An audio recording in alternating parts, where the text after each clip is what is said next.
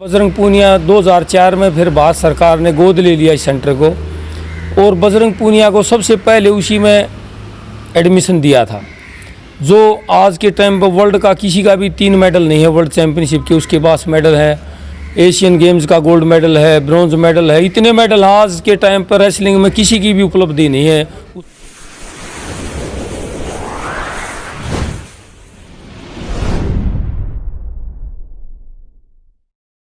राम राम भाई सारे भैया ना, मैं देवेंद्र कहलावत और आप देख रहे हो हरियाणा न्यूज जज्जर।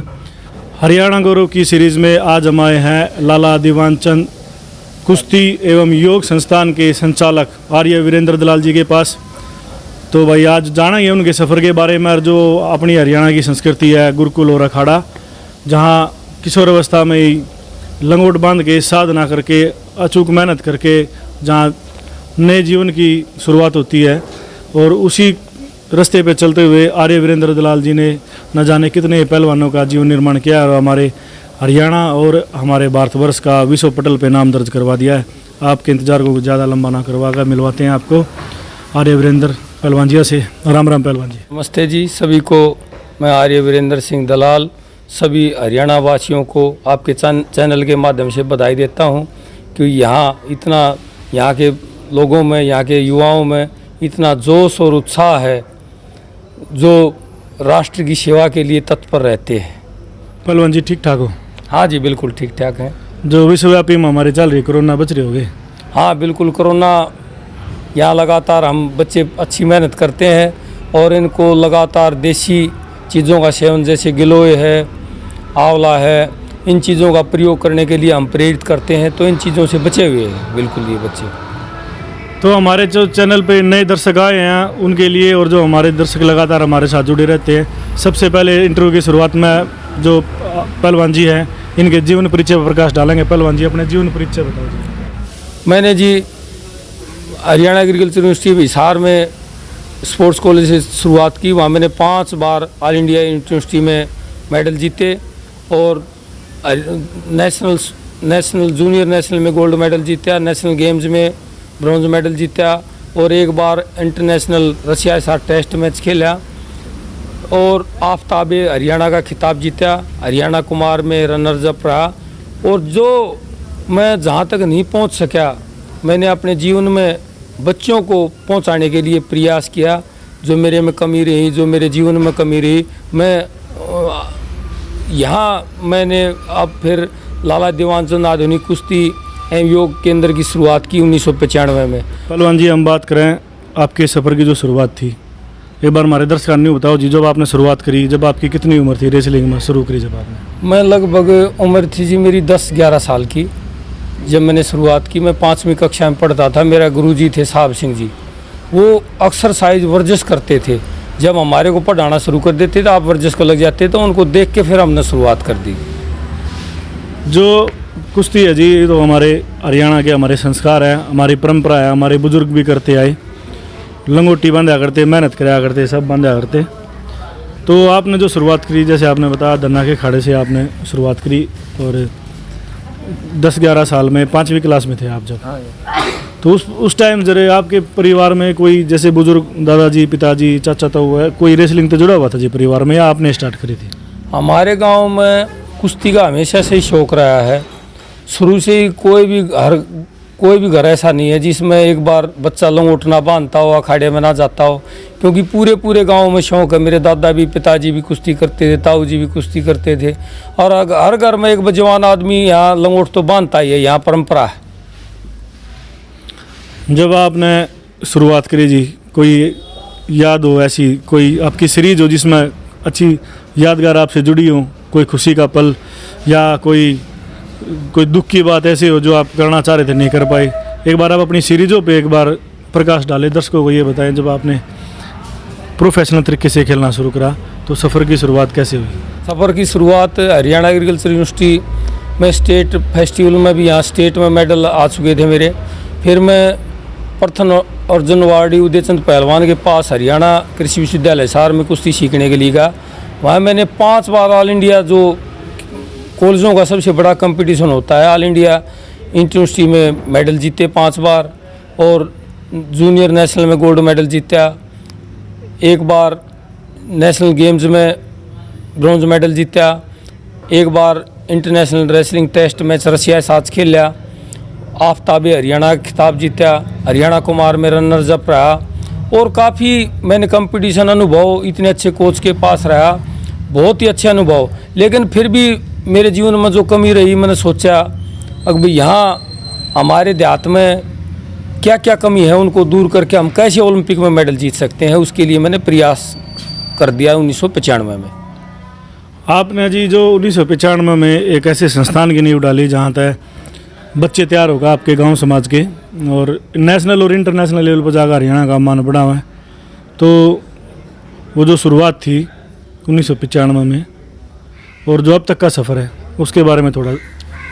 1995 में मिट्टी का अखाड़ा था सबसे पहले, फिर सोचता गया भाई जो अंतर्राष्ट्रीय सतह पर बच्चे कैसे मेडल जीत सकते हैं। फिर हमने बड़ा हॉल बनाया और काफ़ी प्रयास किया जिसमें बहुत काफ़ी बच्चे इंटरनेशनल हम राष्ट्रभक्ति पहले सिखाते हैं, उसके बाद खेल सिखाते हैं, बच्चों के अंदर कूट कूट के भरते हैं राष्ट्र के प्रति प्रेम करना।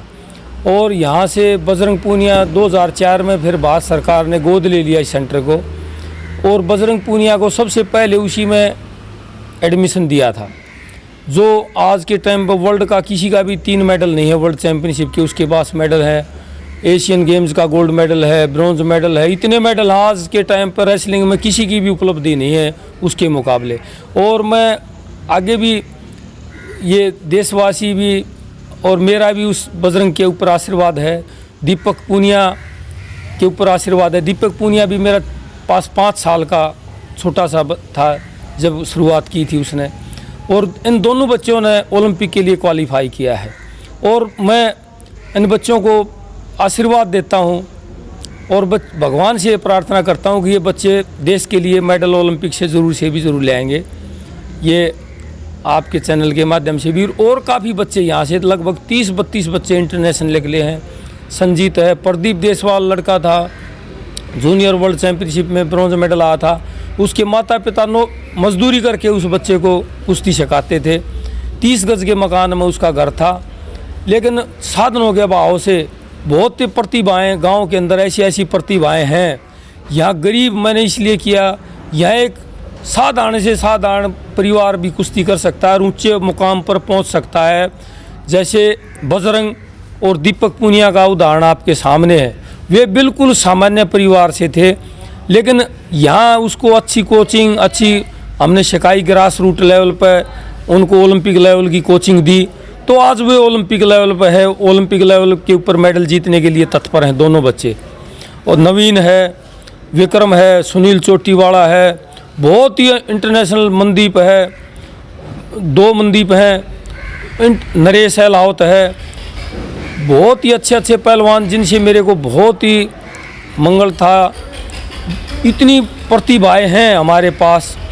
तो मैं तो आपके चैनल के माध्यम से भी ये कहना चाहता हूँ, जैसे इतने हॉस्पिटल बनाते हैं या इतने और चीज़ों पर इंतजाम करते हैं, तो खेल के ऊपर बच्चों को बचपन से ही खेल के प्रति अगर जागरूक करें।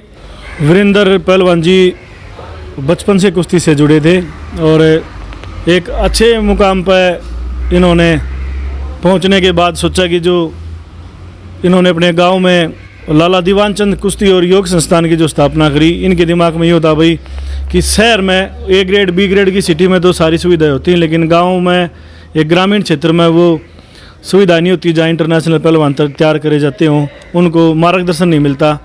इसलिए पहलवान जिया ने अपने गांव में इस अखाड़े की स्थापना करी और यहाँ तक अनगिनत जाने कितने ही ऐसे सितारे, कुश्ती जगत के सितारे यहाँ से निकाले हैं, यहाँ से बनाए हैं, जिन्होंने इंटरनेशनल लेवल पर जाकर हरियाणा का और भारतवर्ष का मान सम्मान। जो इस तरह की बातें एक छोटी बिल्कुल ग्रास रूट पे लेवल पर जो बातों को आप उठाते हो, निकालते हो कि एक गरीब साधारण बच्चा भी कैसे वर्ल्ड लेवल पर पहुंच सकता है, आप समाज के सामने आए ना हो, आप जब इन चीज़ों को उठाते हो तो उनको कहीं से थोड़ी बहुत मदद मिल जाती है, तो आपको भी बहुत बहुत बधाई हो।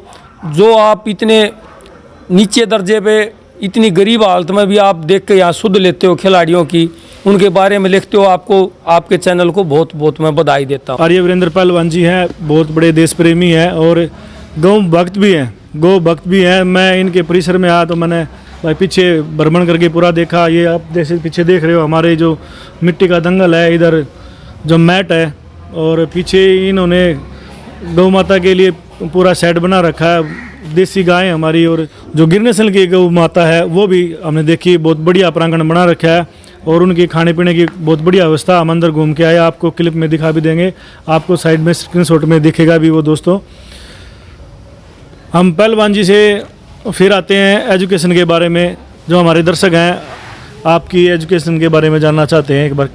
मैंने BSc sports Haryana agriculture university Hisar से करी, फिर एमपीएड फर्स्ट डिवीज़न से की वहीं से, फिर एमए पॉलिटिकल साइंस एमडी महर्षि दान यूनिवर्सिटी रोहतक से पास की, और उसके बाद पटियाला से एनआईएस रेसलिंग में डिप्लोमा ए ग्रेड से पास किया टॉप रह के।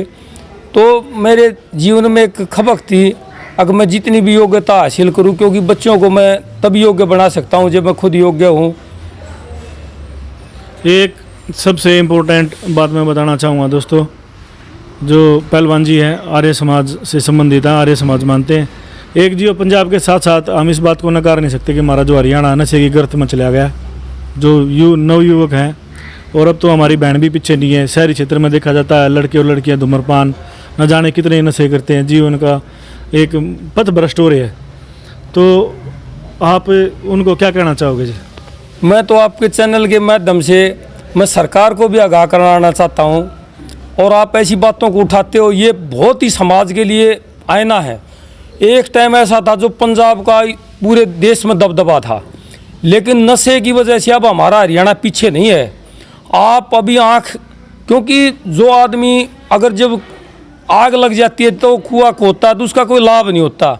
समझदार व्यक्ति उसी को माना जाता है जो आने वाली समस्या उसको समाधान के लिए प्रयास करता है।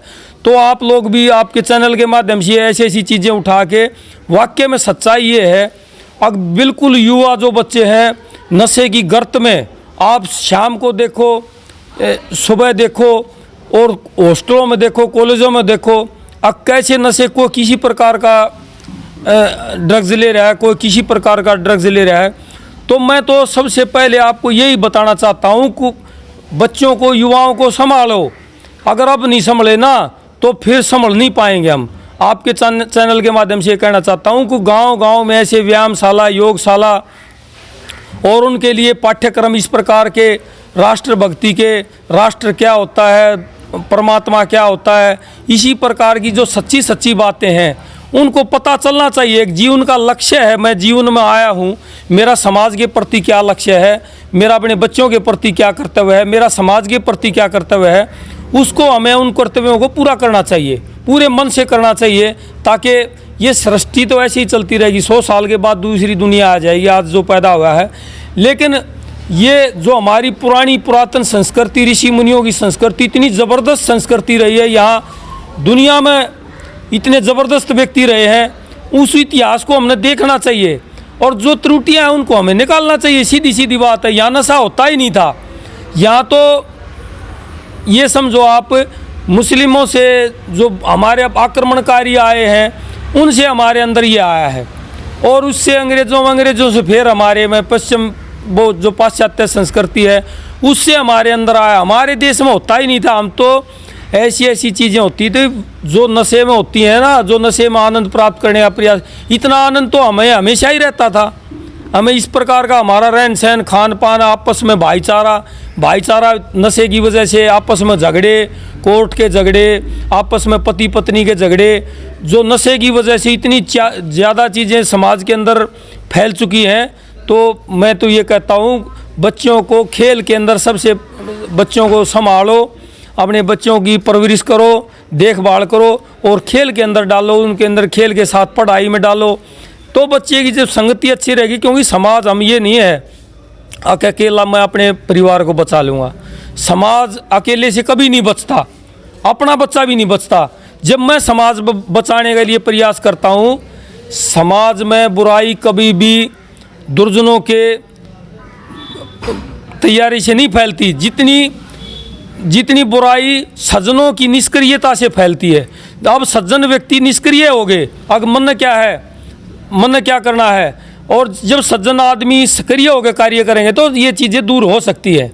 मैं आपके चैनल के माध्यम से ये समाज को ये संदेश भी देना चाहता हूँ, अब सज्जन व्यक्ति उठो, खड़े हो, अच्छे काम के लिए प्रयास करो और ये चीज़ें हल हो सकती हैं। बगैर किए कुछ भी नहीं हो सकता, अपने आप कुछ भी नहीं होगा। और दुर्जन व्यक्ति दुष्टता तो करेंगे, लेकिन सज्जन व्यक्ति निष्क्रिय हो गए, ये सबसे बड़ा नुकसान है। तो हमें ये इस प्रकार की संस्थाएं हैं, इस प्रकार का आपस में सहयोग है, वो हमेशा करना चाहिए। और आपको ऐसी बातें उठाओगे तो ही समाज में आपको भी बधाई देता हूँ कि ऐसी ऐसी बातों को उठाते रहो आप बार बार, ताकि समाज सक्रिय हो, जागरूक हो, अपने प्रति, समाज के प्रति, अपने भाईचारे के प्रति, अपने माता पिता के प्रति, अपने गुरुजनों के प्रति जो संवेदनाएं हैं वे अच्छी हों और वे समझ सकें इन बातों को कि ये समाज के लिए कितनी ज़रूरी है। और इसी से हमारा राष्ट्र चाइना क्या है हमारे सामने। अब आपके चैनल के माध्यम से ये भी कहना चाहता हूँ मैं आपको, अब भी हमारे जब नौजवान तगड़े हो जाएंगे, सबसे पहले तो हमने चढ़ना ना पहाड़ पर बंदूक लेके। जब मेरे में ताकत नहीं बचेगी, जब मैं वैसे नहीं हो जाऊंगा, जब मेरे नशे में हो जाऊंगा, मैं कहाँ लड़ूंगा। मैं लड़ाई के लिए सबसे राष्ट्र की देखो, सबसे पहले विद्या, उसके बाद ताकत। अगर मेरे राष्ट्र के लोग आपस में भाईचारा बढ़िया है, उनकी ताकत, उनमें ताकत है, तो मेरा राष्ट्र मजबूत है, मेरा राष्ट्र गुलाम नहीं हो सकता कभी नहीं। अगर इन चीज़ों पर हम सावधान नहीं हुए तो ये राष्ट्र कभी भी गुलाम हो सकता है। ये चीज़ें बहुत ही ज़रूरी है। आपके माध्यम से मैं कहना चाहता हूँ, आपस में खेल से भाईचारा भी बढ़ता है, आपस में ऊंच नीच का भेदभाव भी नहीं रहता। यहाँ सभी जाति के लोग आते हैं, यहाँ हर जाति से हम एक थाली में रोटी खाते हैं, एक साथ बैठ के खाना खाते हैं। हमें कभी महसूस नहीं होता भाई ये कौन सी जाति बिरादरी का खेल में आके, हमें कभी भी। और यहाँ विशेष एक लगाव पैदा होता है राष्ट्र के प्रति और ताकत बढ़ती है। तो हमें आपस में प्रेम भाव इन्हीं चीज़ों से बढ़ता है। तो इनके प्रति हमें जागरूक और हमेशा जब हम खेल के ऊपर ध्यान देंगे, थोड़ा थोड़ा भी हम योगदान देंगे, तो हमें हमारा राष्ट्र मजबूत होगा। और राष्ट्र मजबूत क्योंकि बड़ा घर मजबूत रखना बहुत ज़रूरी है। छोटा घर तो कभी भी बिगड़ सकता है, खुश सकता है, लेकिन जब मेरा राष्ट्र मजबूत नहीं रहेगा तो मेरे पास कुछ नहीं बचेगा। भाई जैसे पहलवान जी ने बताया, नशे तो दूर रहो, नशे तो बसते बसते हंसते हुए घर का नाश हो जाए है। अपने माता पिता का सम्मान करो, अपने बुज़ुर्गों का सम्मान करो, अपनी माताओं बहनों का सम्मान करो, अपने भाइयों की इज्जत करो और भाई नशे से दूर रहो। अपने बच्चों को टाइम दो, अपने परिवार से समय बिताओ। और जो अपनी सजगता है ना, उससे अगर हम रहेंगे, अपने चारों तरफ का जो माहौल है, हम एक सामाजिक प्राणी है, समाज में रहना है। और अगर शुरुआत में अपने घर से करेंगे जब भी समाज का निर्माण होगा। और नशे का तो जैसे बताया कि भाई बहुत बुरा हाल है। मैं तो अपने सभी दर्शकों से हाथ जुड़ गया, ये अपील करूँ भाई नशे से दूर रहो और सटीक मार्गदर्शन से अचूक मेहनत करोगे तो आपने जो लक्ष्य बना रखा है, आपने जो एम बना रखा है, आपने सफल होने से कोई नहीं रोक सकता। तो जिस दिशा में आपने जाना है मेहनत करते रहो और भाई धैर्य रखो और अपने बुजुर्गों का सम्मान करो, क्योंकि ये हमारी अचूक धरोहर हैं और इनके आशीर्वाद के बिना हम जीवन में कोई भी सफलता प्राप्त नहीं कर सकते।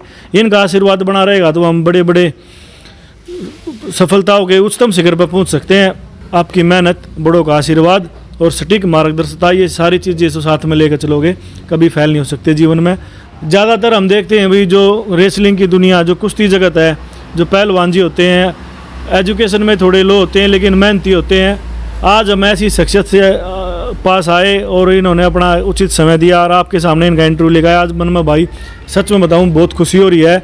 जो एक एजुकेटेड आदमी है, खुद एक अच्छे इंसान है, पहलवान जी भी बहुत बढ़िया है, लेकिन उन तो ज़्यादा ही अच्छे इंसान हैं जो इन्होंने इस हमारी हरियाणवी संस्कृति है और भारत की संस्कृति है, एक एक चीज़ इन्होंने अपने मन में बसा रखी है।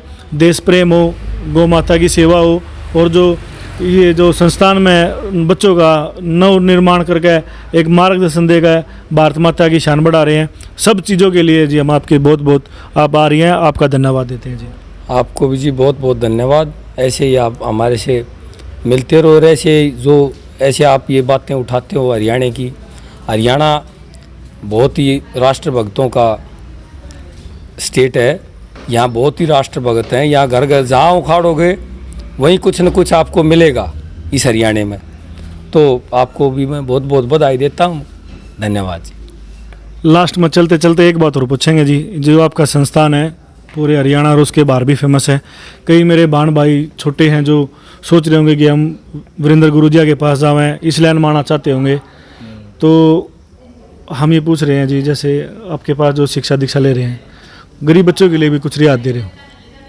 हम जो यहाँ बच्चे हमारे पास शिक्षा लेते हैं, इनको निःशुल्क है, इनसे कोई पैसा नहीं लिया जाता, इनको फ्री में रहना और खाते हैं ये अपने आप।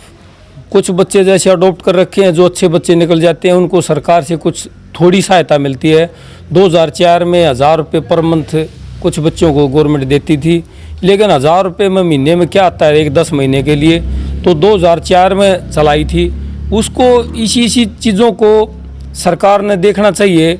अब ग्रास रूट लेवल पे हमने बहुत ज़्यादा ताकत लगानी पड़ती है। हम सोचते हैं ग्रास रूट पे यार यहाँ कहाँ ताकत लगाओगे, और ग्रास रूट पर ताकत लगाने के बाद वो बड़ा ज़बरदस्त रिजल्ट मिलता है वहाँ से।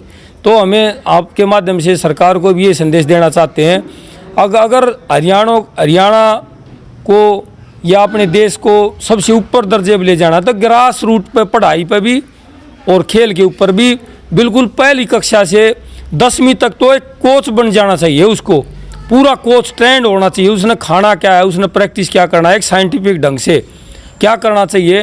तो मैं आपके चैनल के माध्यम से यही कहना चाहता हूँ। और यहाँ मैं बच्चों को निःशुल्क, यहाँ बिल्कुल कोई फीस वगैरह नहीं है।